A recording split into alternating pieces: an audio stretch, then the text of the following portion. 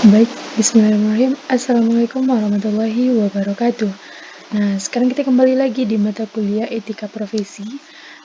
Dengan kami berasal dari kelompok 4 dengan anggotanya yang pertama Novita Sari dengan NIM 18 30 10 50 42. Yang kedua Nur Hayati dengan NIM 18 30 10 50 44.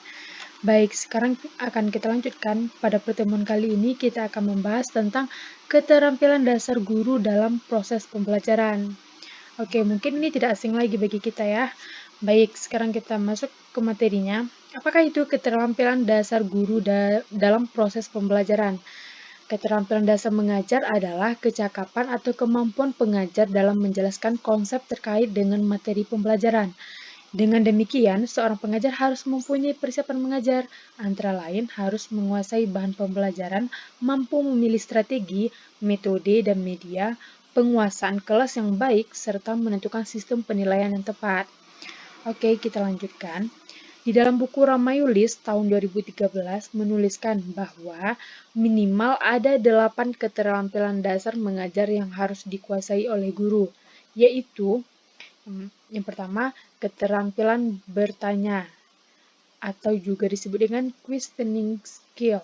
Yang kedua, keterampilan memberikan penguatan atau disebut juga dengan reinforcement skill. Yang ketiga, keterampilan mengadakan variasi atau juga disebut dengan variation skill.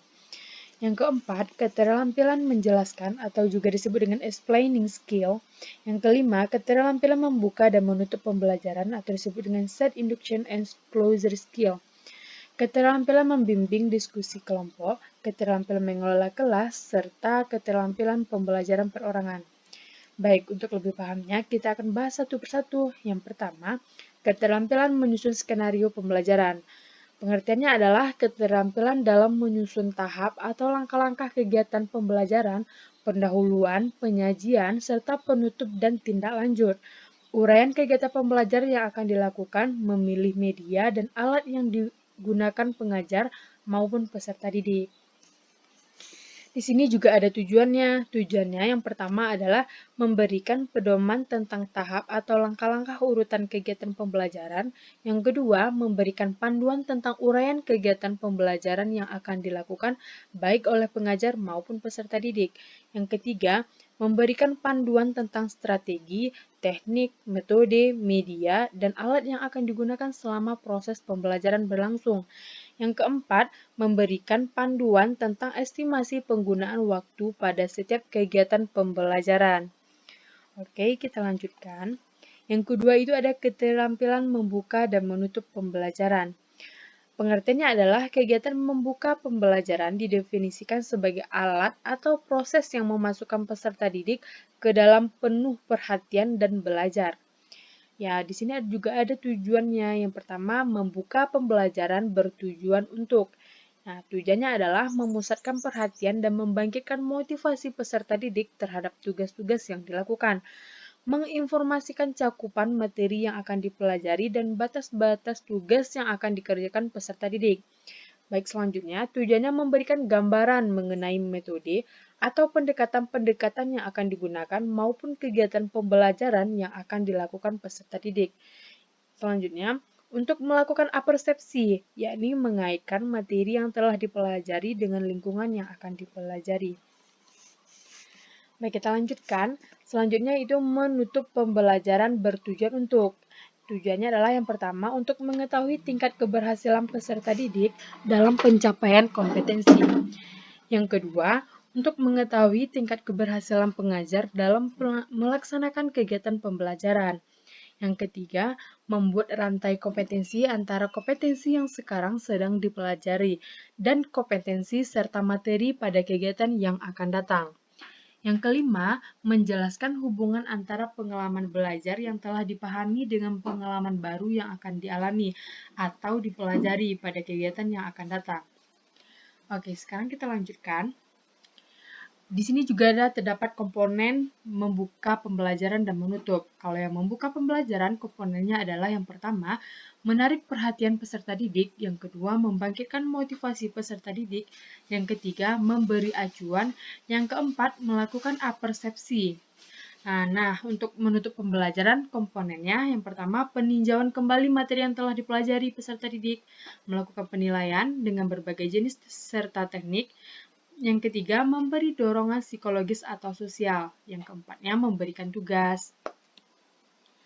Nah, sekarang kita lanjutkan, yaitu keterampilan menjelaskan. Pengertiannya adalah memberikan pengertian kepada orang lain. Itulah yang dimaksud dengan keterampilan menjelaskan. Nah, baik tujuannya yang pertama, membantu peserta didik dalam memahami fakta, konsep, prinsip, atau prosedur, serta membantu memecahkan permasalahan dalam kegiatan pembelajaran. Yang kedua, melibatkan peserta didik untuk berpikir serta mengkomunikasikan ide dan gagasannya. Yang ketiga, memperkuat struktur kognitif yang berhubungan dengan bahan pembelajaran. Yang keempat, mendapatkan balikan dari peserta didik tentang penguasaan kompetensi yang harus dikuasainya.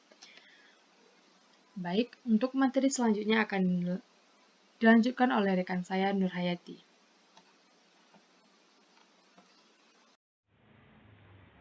Baiklah, saya Nur Hayati. Saya akan melanjutkan penjelasan dari rekan saya tadi mengenai keterampilan dasar guru dalam proses pembelajaran selanjutnya, yaitu adalah keterampilan bertanya.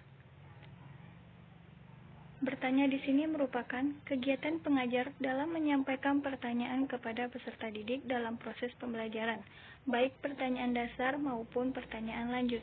Adapun tujuan dari keterampilan bertanya ini yaitu dapat mengurangi dominasi pengajar dalam kegiatan pembelajaran, mendorong keberanian peserta didik untuk berpendapat, meningkatkan partisipasi peserta didik dalam kegiatan pembelajaran, dan dapat mengarahkan kegiatan pembelajaran agar fokus kepada kompetensi yang telah ditetapkan.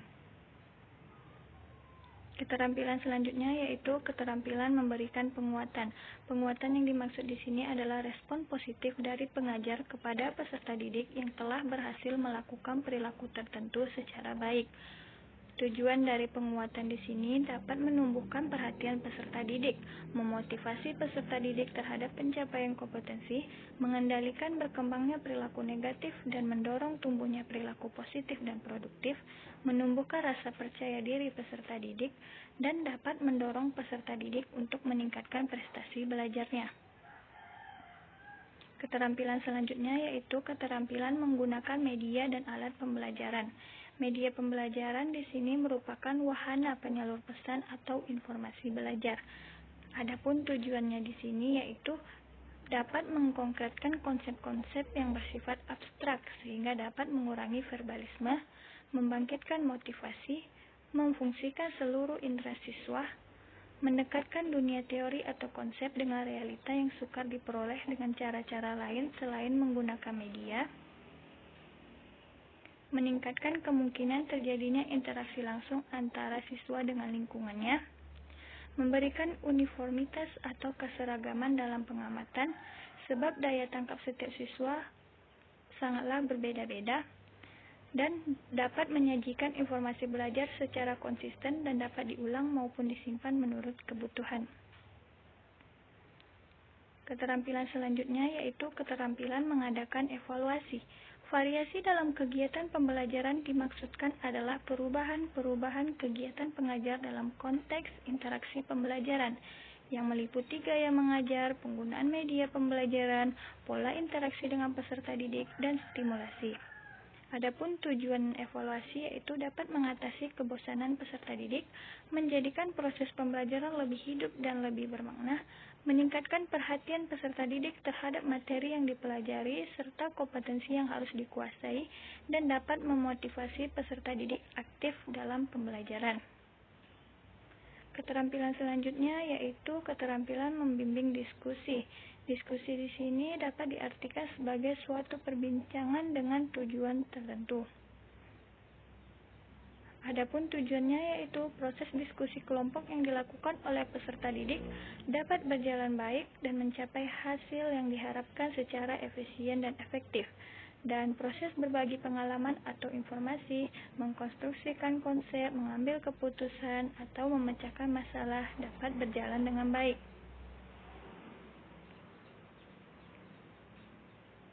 Keterampilan selanjutnya yaitu keterampilan melakukan penilaian. Penilaian di sini yaitu usaha sistematis yang dilakukan untuk menentukan kualifikasi terhadap perencanaan dan pelaksanaan pembelajaran dan capaian hasil belajar peserta didik setelah menjalani proses pembelajaran. Adapun tujuannya yaitu dapat meningkatkan motivasi belajar peserta didik, memperbaiki perencanaan dan pelaksanaan pembelajaran itu sendiri. Keterampilan yang terakhir yaitu keterampilan dalam mengelola kelas. Mengelola kelas di sini dapat diartikan sebagai upaya menciptakan dan memelihara kondisi belajar yang optimal terkait dengan proses pembelajaran. Adapun tujuannya yaitu dapat mendorong peserta didik mengembangkan tanggung jawab individual terhadap perilakunya, membantu peserta didik mengerti arah perilaku yang sesuai, dan menimbulkan rasa tanggung jawab pada setiap peserta didik dalam tugas dan berperilaku positif. Baiklah, itulah hasil dari presentasi kami. Mohon maaf jika ada kesalahan. Wassalamualaikum warahmatullahi wabarakatuh.